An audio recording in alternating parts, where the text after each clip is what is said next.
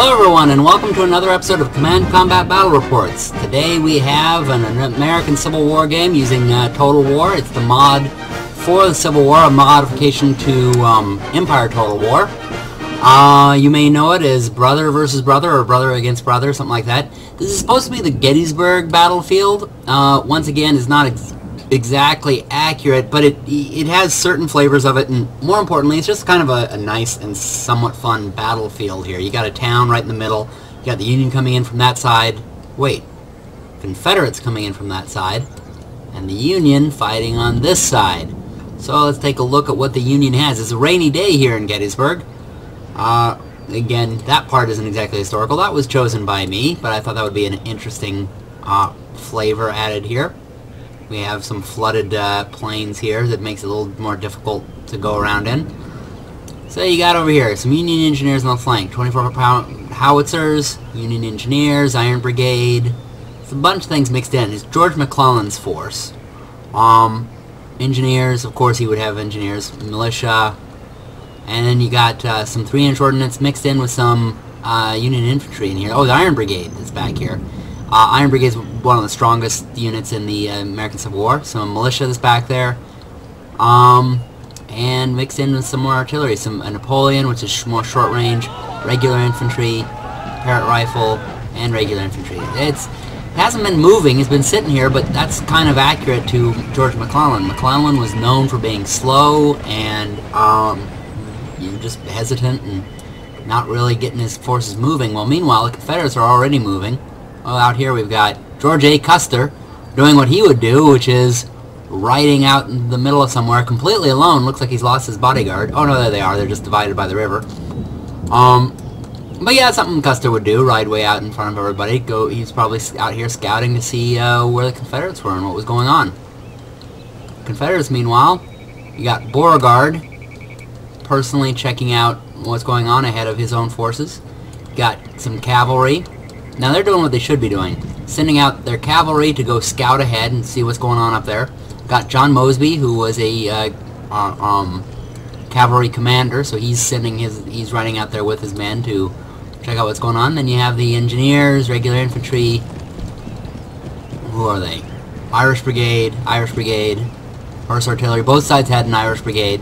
The Union one was more famous. The Confederate ones actually shot down the Union Irish Brigade at Fredericksburg. Stonewall Brigade doing what they do. They're Stonewall. And Confederate engineers, regular infantry, and 12-pound Napoleon, which is more of a close-range artillery piece, so watch them for moving up. But they basically, it looks like the Confederates have a usual position, usual Civil War position. They're sending their cavalry out to scout, but also to essentially screen their own forces, so whatever happens to the cavalry first before it hits the main body of the army. And it's going to be a little bit of time before they meet each other. That's one thing that's actually kind of nice about these Civil War battlefields. They're really big. And they need to be because the weapons could fire further. In the Empire Total War and Napoleon Total War battles, they're usually pretty close to each other at the beginning of the battle. Because they kind of need to be, because otherwise you're waiting forever for the battle to start. But here, you can put your artillery way back there and it's already firing at the enemy.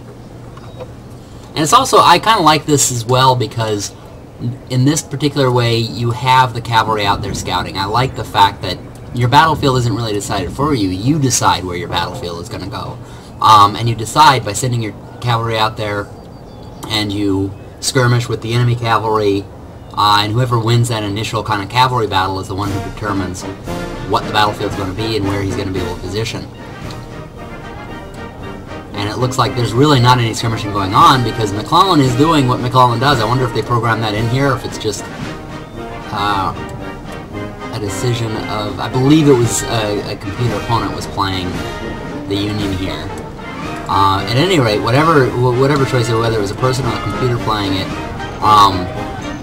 he is definitely doing what McClellan would do, which was to just hesitate, move forward very, very slowly. There's McClellan.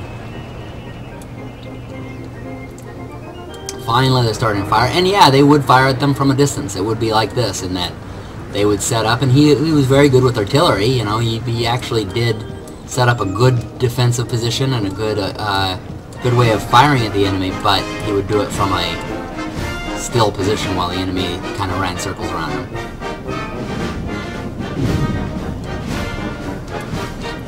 So the drink for today is Red Bull. I've been kind of tired. It's been sort of a rainy day. And now it's dark. So it's dark and kind of rainy, just kind of like this battlefield, although darker than the battlefield.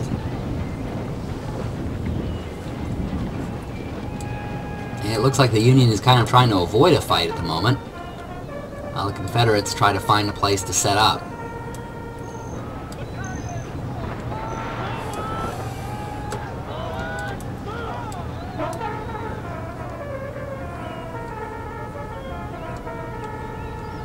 Again, some might find this a little boring because there's no fighting going on, but to me, this pre-battle stuff really is a major part of the battle. To me, once the battle actually takes place, or once the combat actually starts to take place, the battle, in my opinion, is mostly over. Because once you've determined where you're setting up, then you can almost determine who's going to win just by seeing what the setup is, who's gotten the advantageous terrain, and all that sort of thing. So this sort of skirmishing and figuring out where everybody's going to go, this, in my opinion, really is the battle, just as much as any actual shooting is. Ooh. The Confederates are using their advantage, their cavalry, but the Union is using their advantage, which is artillery, and artillery tends to win a lot of times in those kind of situations. Man, look at all those dead horses. This is cadet cavalry. They're a bit better than usual, but they're not good when they're dead. So, oh, and you can see the Union artillery firing off there in the distance, and you're just tensing, waiting for the shots to hit.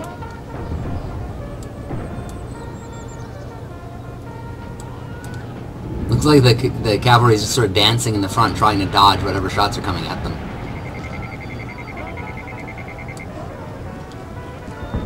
Meanwhile, Union infantry is starting to move in here on this left flank, or right flank for the Confederates, left for the Union. Union regular Iron Brigade. So probably the regulars will screen the Iron Brigade, and then the Iron Brigade will come out and really start kicking some. Unless they go first. Maybe the Iron Brigade is going to take the brunt of the hits initially. Not a good plan, but hey, Custer was pretty... Oh, and there's McClellan going out ahead of his troops. Now that's something you could guarantee he wouldn't have done. He would have sat at the back.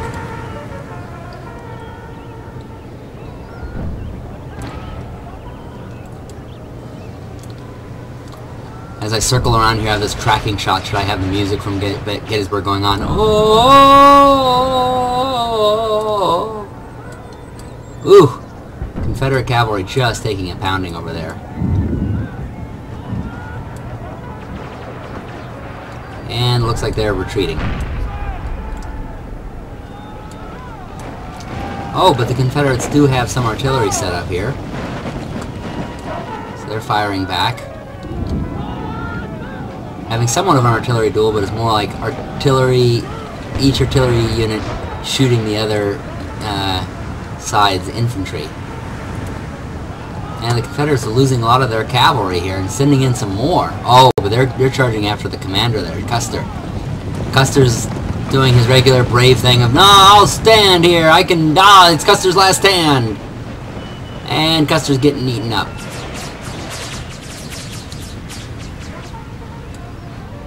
Yeah, I can do it. I can take on all these Indians. And there goes Custer. He's dead. So McClellan's in charge of the whole thing. And meanwhile, the Union Army is now pulling up here around the creek. There's going to be two wings of it. These down here, led by the Iron Brigade, and these up here, led by Union Engineers. In this game, Union Engineers are primarily the really good defenders.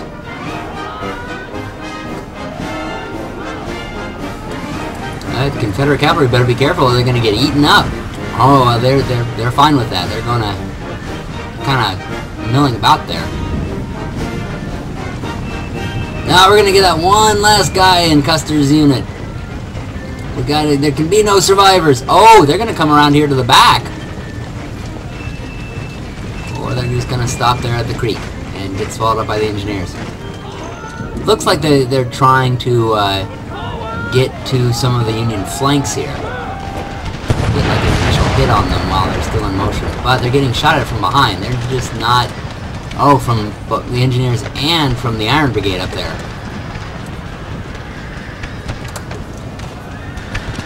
They're gonna have to do something or...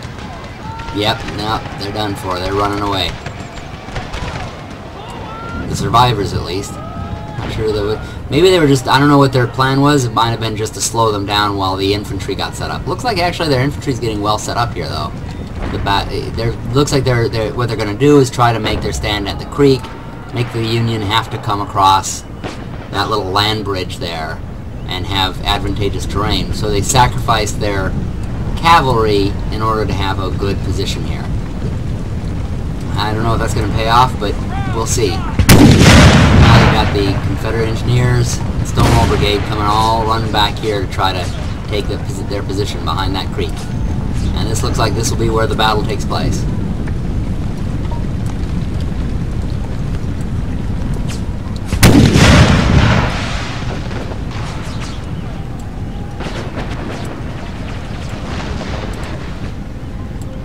Probably a pretty wise decision because, you know, Union artillery versus Confederate artillery, Union will pretty much always win.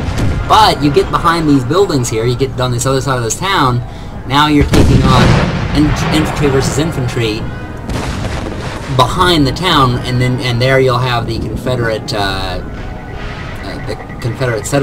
artillery set up, and they're usually better at short range. And the infantry will be in place, and while the Union will be in motion.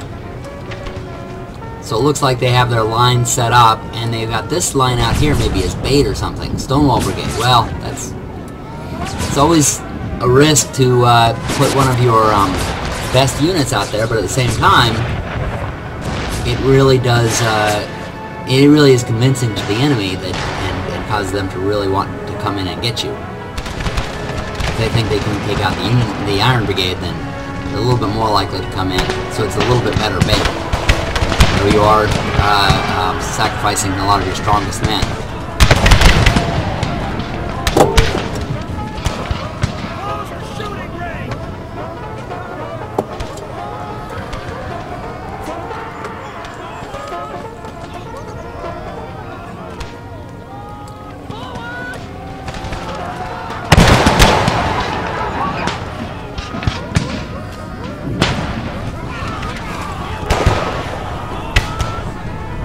Oh, sending out some more cavalry. Now I have to say the Confederates have not been very smart with their cavalry. It's horse artillery. That's even more stupid. It could be the player just was meaning to move something else and accidentally did that. And this sometimes happens. I see this in battle reports. Well, they'll do something incredibly stupid, but it was because they had clicked on something earlier and forgotten they had done it. And it's just sort of continuing to do it while they're doing something else. So the Confederate player could be over here, looking at their units or something. Oh, they left their position, and I guess they're trying to get into the Union face. For some reason, the player, I guess, started to get the idea that they're not going to accomplish their goal back there, so they're going right up into the Union face, which is a horrible mistake, I think. They're exposing themselves to the Union artillery and putting themselves on equal footing ground with the Union, and both sides will be in motion, meaning it'll go mostly to whoever has the numbers. But I guess then again, the Union is kind of spread out, as you can see, and the Confederates, like here, they're hitting 3 to 1 against regular infantry.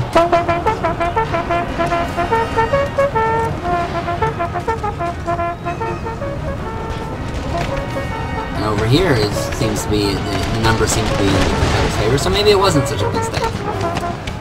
And they have this artillery, which seemed like such a mistake a moment ago, now is in a good position. And here comes the Confederate cavalry.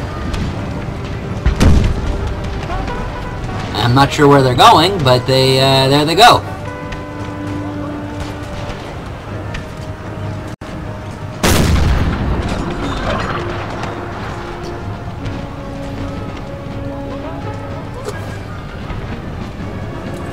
stronger in number on the left flank, but on the right they're getting a little bit stalled by the Union over there. Oh, and here comes a big fight.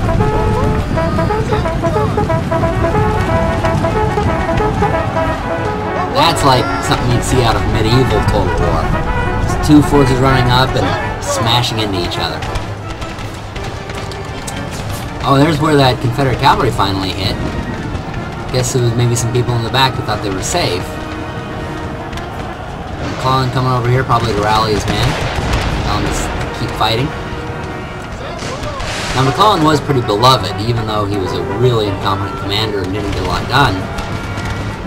His men really liked him. His men liked him as long as he was leading them, and later on I think they more or less realized what he had done. But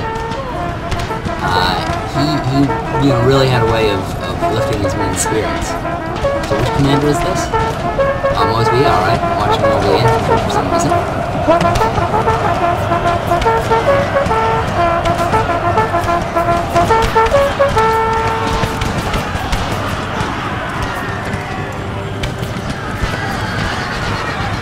I think at this point of the battle it's just going to come down to who wins these melees. They've really set it up not to be in a major position, but rather just getting in each other's faces. Oh, there's a guy stabbing a dead body.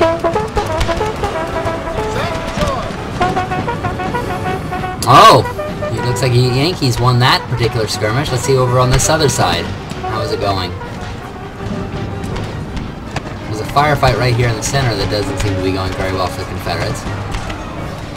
And the skirmish seems to be about even-handed. Oop, the Confederates were beginning to waver. A couple of them. I don't know, mate. It looks like the Yankees probably have this one. And the Confederates are breaking. What have they got? All they have left over here is that regular infantry. It looks like the Stonewall Brigade lost over here. You can see where the dead bodies are. Beauregard running over there trying to rally them. Mosby leaving the field.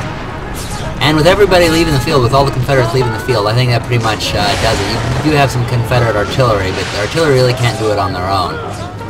So, that'll about do it for this particular battle. It looks like a Yankee victory. Thank you all for watching. Be sure to subscribe to us and watch us on Facebook, Twitter. Watch us also on commandcombatreports.com. And happy gaming, everyone!